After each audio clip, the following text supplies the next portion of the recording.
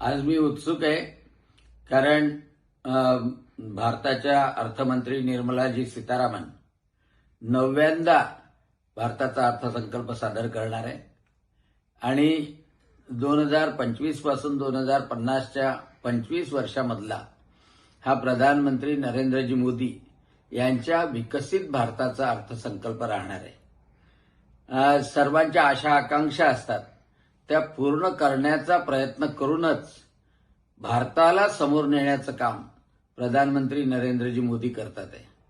मागच्या अर्थसंकल्पामध्ये इन्कम टॅक्सची लिमिट 12 लाखावर केली।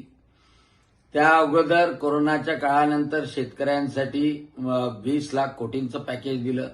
तसंच या अर्थसंकल्पामध्ये सुद्धा बदलत्या वैश्विक वातावरणामध्ये भारताला मजबूत करणारा हा अर्थसंकल्प राहील हा माझा विश्वास आहे आणि म्हणून मी अर्थसंकल्पाचं भाषण ऐकण्याकरता अतिशय उत्सुक आहे। आपणही ऐकावं।